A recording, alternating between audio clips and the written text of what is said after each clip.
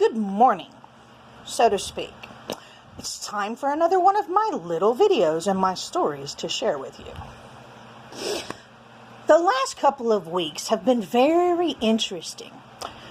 There is an epidemic of people going bananas because of a disease, a virus. And I understand that there's a health issue, and I'm not making fun of that. But, sometimes we still need to remember to laugh in the middle of it. I haven't been able to go to school. The schools are obviously not running right now for a good reason. But because I haven't been able to go to the schools, I haven't been able to see my kids. And I just had surgery, so I've been stuck at home. And, well, long story short, I miss my kids. And I know that most of them miss me. So I hope that those of you that I gave the YouTube page to are actually able to watch it. And I hope that you remember that you guys are absolutely amazing. And that there's not anything that you can't do as long as you remember to put your mind to it. The last time I told a story, I told the group of kids that I was talking to that I had told them all the stories that I had. And they gave me a list of about 15 different stories. Unfortunately for me, I can't remember what they were. So I figured that today, instead of doing one of the things that I would normally tell the kids, I thought that I would just do something kind of silly. Which, for me, is, pretty much anything and everything under the sun. I was watching a couple of videos on Facebook, and I do not ever get on Facebook. And there was a group of young adults, teenagers, that had made their own virus song. It was actually kind of cute. But I don't want to do that. I'm not interested in singing. One, I cannot sing with a flip. And oh my gosh, people that try to listen to me end up putting earplugs in their ears and run for the center of the universe trying to get away. I don't sing very well, and that's fine with me.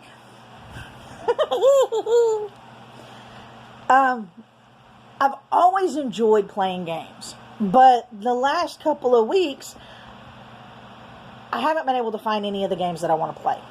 I think I want to play one game, and then, nah, that's not what I want. Find a different one, and, that's not what I want.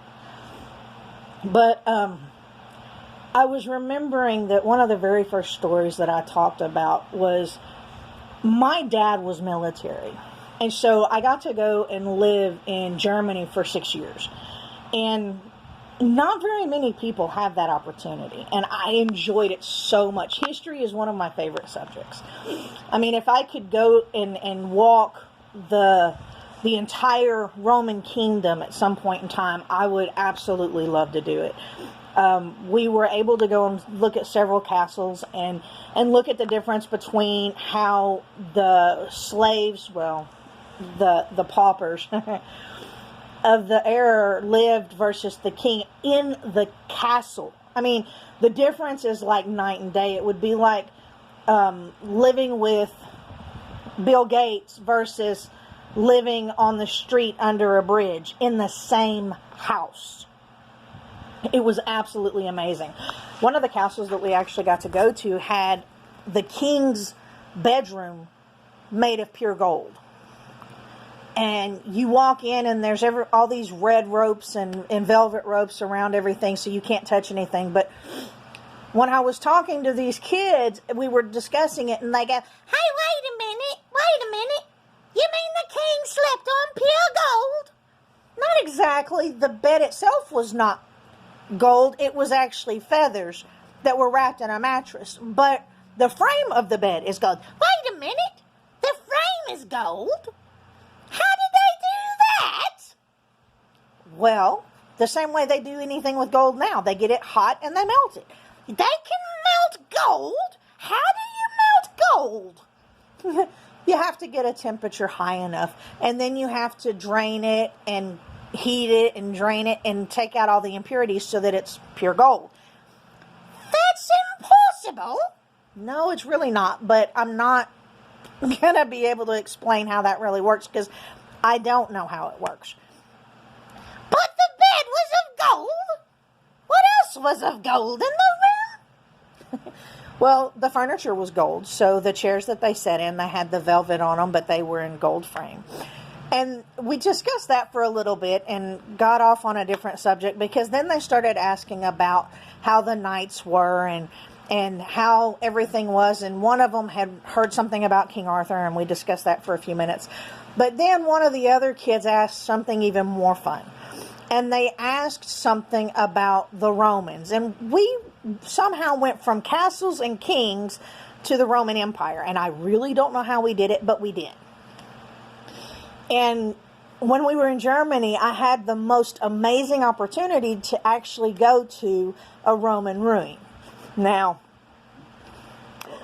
it was absolutely amazing. It was not in Rome by any means. It was actually in Germany, or one of the European countries that's right there in that vicinity. And we were able to go and look at it, and it had what was left of a moat around it. So it was actually a fort, a Roman fort. And we had to go across the bridge to get into it.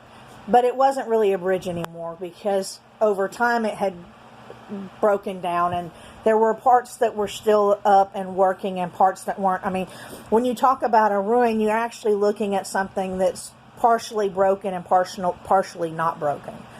And so there were sections of it that had deteriorated and evaporated basically with the rain.